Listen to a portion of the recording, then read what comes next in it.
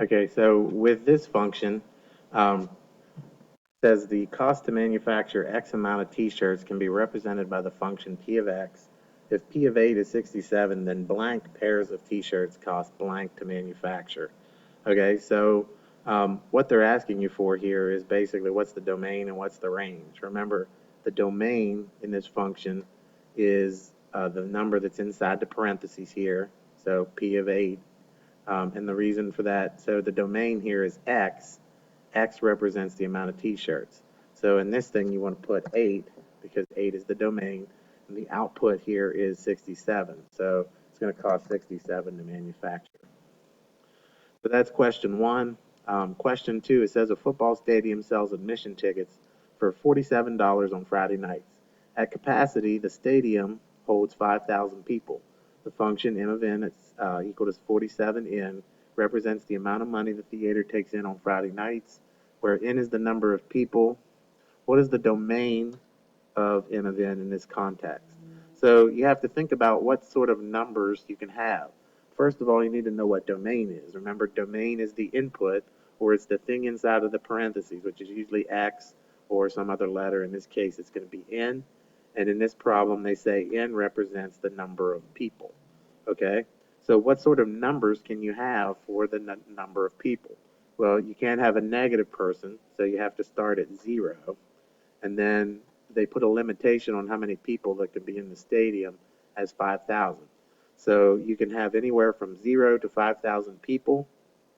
So that means that the only logical answer here will be all positive integers less than or equal to 1,000. All right, keyword there is positive, and less than or equal to 1,000. So that would be the answer to that one. In this third problem, Spider-Man's on the side of a building. The height in centimeters of Spider-Man above the ground um, can be above the ground after t minutes can be determined by the expression negative 18t plus 300. What is the meaning of 300 in the expression?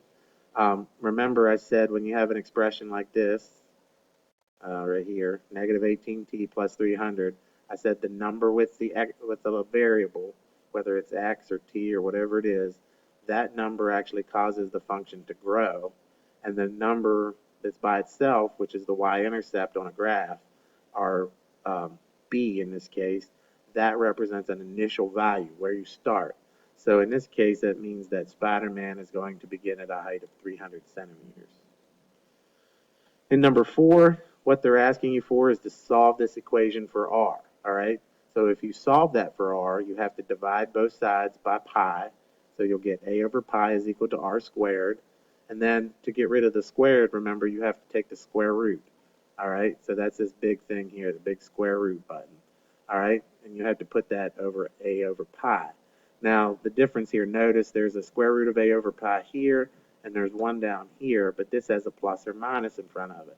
Remember, when we take the square roots, there's always two numbers. It's a positive root, there can be a negative root. Think about, say, the square root of 9. Um, the square root of 9 is 3, so 3 times 3 can equal 9, but also negative 3 times negative 3 can also equal 9. So that's why we put a plus or minus. So your answer here is going to be the plus or minus square root of a over pi. Don't let that get you on the test tomorrow. It's going to be the one with the plus or minus in front of it. Question number 5. The following table represents values that satisfy the definition of a function. Which of the following values, when placed in the empty cell, will satisfy the definition of a function? In this case, this empty cell is right here, this little line under the x. And remember I said when you have coordinates or an xy table, you can't have any repeating x values or else it's not a function. So in this case, they want values that will satisfy the definition of a function. So in this case, we want to put numbers in here so that it doesn't repeat anything up here. So if you look down here, notice the squares. The squares mean you can pick as many options as you want. There's more than one answer, and usually whenever you see the squares like that, it means there probably is more than just one answer. Okay? So in this case, if I put 5 here, it won't repeat any x's. All right? If I put 3 here, though, it will, because there's already a 3 up there, so that's going to make it not a function. If I put negative 2, there's no other negative 2's there, so that could be one that'll make it a function. If I put 12 there, it won't repeat either, so that will also be 1. Now, if I put 1 up here, it will repeat with this 1, and it won't work. So notice in this case, this particular answer had 3 answers that were correct. So if you'd have just clicked on 5 and went on to the next problem, you would have missed 2 out of 3 on that question. So don't let the square questions get you. There could be more than one answer there. All right, so going on to number 6, here's a particular problem that will kind of sort of look easy to when you start, but then when you get down to this graph, you notice these points don't fit on this graph. So what you actually have to do is you have to pick 2 of these points, only 2. They gave you 3 just to throw you off. So you only need 2 points. Pick those points and find the slope between them and the y-intercept. Remember, to find the slope, you take the y values and subtract them. 39 minus 36 is 3. And then you take the x values, 12 and 11, and subtract them. So 12 minus 11 is 1. So your slope will be the y over the x. So that'll be 3 over 1, which is 3. So slope is 3. Y-intercept, you have to take the slope you found, 3, and use one of these points. You have a choice between any one of these 3. Remember, the first one's x, and the second number is y. And we're going to put it in that y equals mx plus b equation. So you put it in there. So you'd put 36 in for y. So your equation would be 36 is equal to 3 times 11 plus b. And then you solve that equation for b, and you're going to get b equal to 3. So you have your m equal to 3 and your b equal to 3. So what that means is b is the y-intercept. So that means your line will start here at 3, crosses there at 3, and then you use the slope of 3 to find another point. A slope of 3 says go up 3 and over 1. Well, up 3 and over 1 is off the graph, so we have to go backwards here. So if we want to go backwards, we have to go down 3 and left 1, and there will be your next point. And like I said in class, if this here where it says line, if that doesn't say line, you have to come up here and click on a checkbox and change it to line. On your benchmark, it might say point, so you'll have to change that if you want to get it correct. All right, so there's your line for those 3 points. If you extend that line, these points will be on that line way up here somewhere. Question 7. The figure shows graphs of functions y equals f of x and y equals g of x. So basically, f of x here is this line. G of x is this line right here. And they're asking you if g of x is equal to k times f of x. So what they're really asking you is this line g, this line that we call g, it is formed by taking some number, and we're just calling that k because we don't know what it is, and multiplying it by this line, f of x.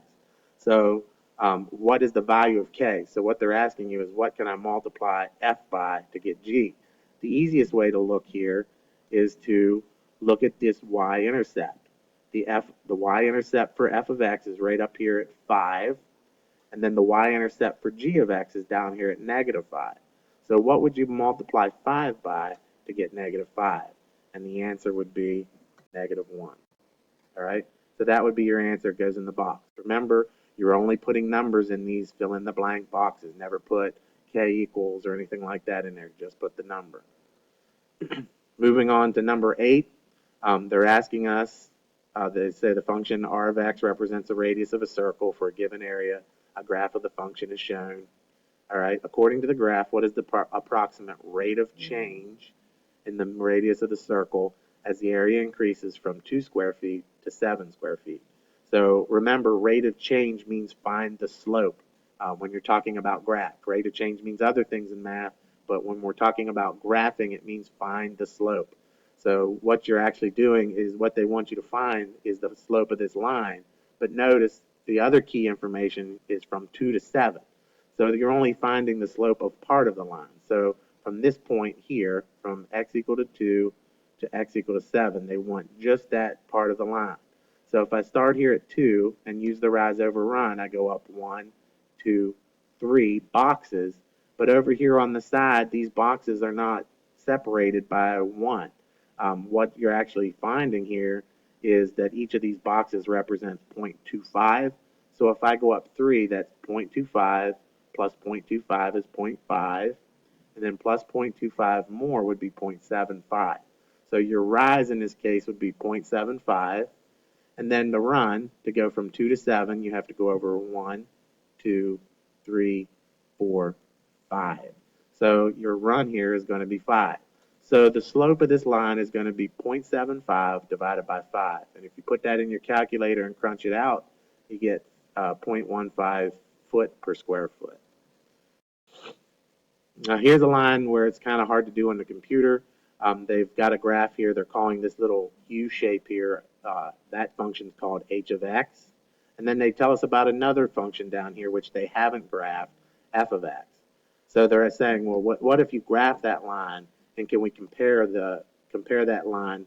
Remember, the number inside the parentheses represents 0. So they want to know, well, is this function line at 0? Is it equal to this function we haven't graphed at 0? So if you looked, x equals 0 is right here at the y-axis. Notice this function, if we look here, the y-intercept here is -2. So if we start there at x equal to 0, -2 is going to be on that line. So h at 0 and f of 0 are going to be equal. So A is correct. Now to figure out at x equal to 2, which is over here, we have to figure out where this line is over here. To do that, we're going to use the slope. The slope here is 2, and that's beside the x.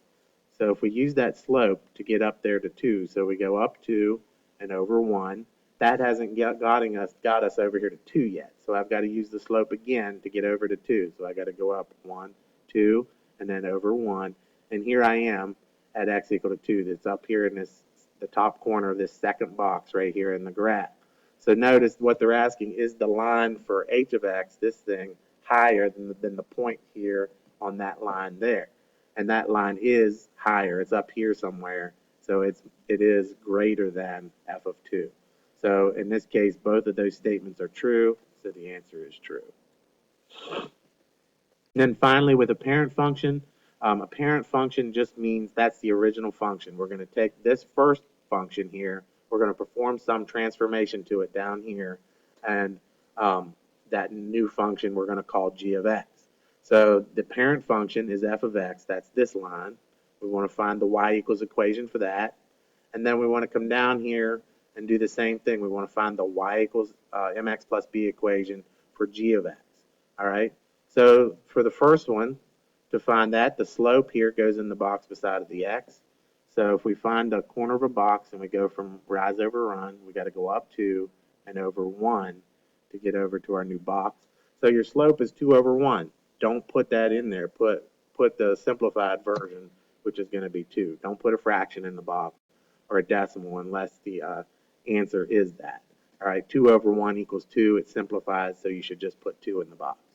All right, the y-intercept, well, that's where this line crosses the y-axis. That's down here at -3. So my answer there would be -3.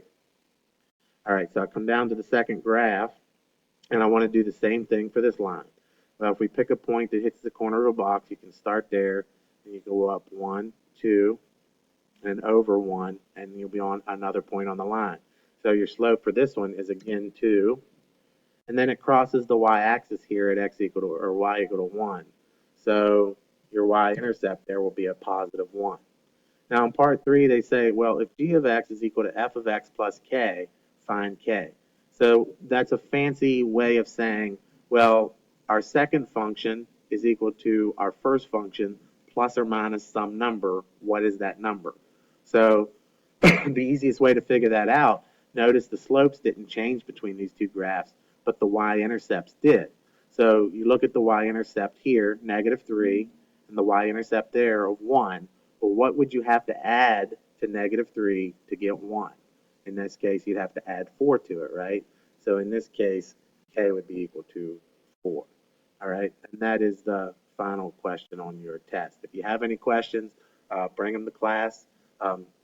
Study your review sheet. You can bring that with you to class tomorrow. Show up in the computer lab, and we'll take the benchmark. Thank you.